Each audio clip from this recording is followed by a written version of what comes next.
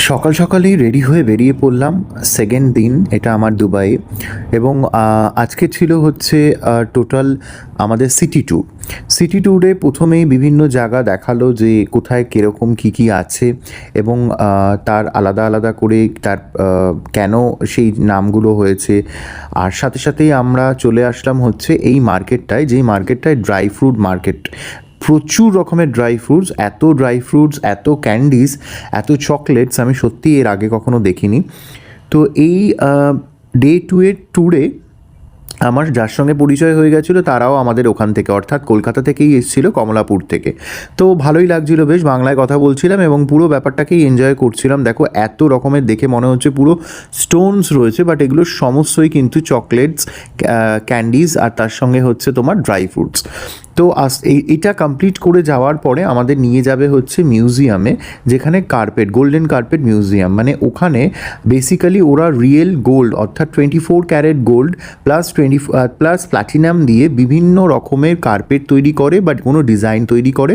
And strictly prohibited, camera allow now. Plus তার সাথে সাথে আমি একটু ফাঁকতালে সময় পেয়ে গেছিলাম, সেটা তোমরা একটু লাস্টের দিকে ভিডিওতে দেখতে পাবে। তো চট করে একটু আমি ভিডিওটা করে নিই। আর এত নিখুঁত কাজ, কিছু বলার মতন নেই, মানে ভাবা যায় না।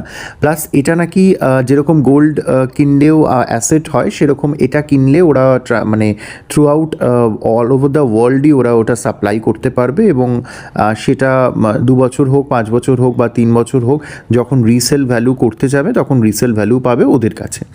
তো যাই হোক, দেখে বেশ ভালোই লাগলো। রাস্তায় যেতে যেতে এটা সেই মারিনা যেখানে আমাদের ডে 1-এরও হয়েছিল। তো দুবাই পুরো সিটিটা এমনভাবে রয়েছে যেটাতে কিন্তু আমি যতদূর বুঝতে পারলাম এই ডে 2-তে এসে, যে সব জায়গায় ইন্টারকানেক্টেড এবং প্রচুর ঘুরিয়ে রয়েছে। মানে যেহেতু একই জায়গাটা, মানে অনেক রকম অ্যাট্রাকশনস রয়েছে, তাই রাস্তাগুলো অনেক ঘুরে ঘুরে ওই একই জায়গাতে নিয়ে মানে আসবে।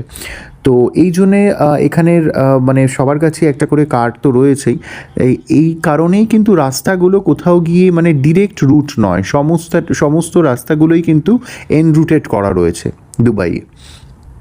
তো আমরা অ্যাকচুয়ালি আমাদেরকে নিয়ে যাচ্ছে এখন, এগুলো সমস্ত কিছু দেখাতেই নিয়ে যাচ্ছে। আর এই ট্রিপটাও কিন্তু ছিল ট্রোভোকো হলিডেজ থেকে। আমি বলেইছিলাম যারা কমেন্ট করবে আমি সমস্ত ডিটেলস দিয়ে দেবো।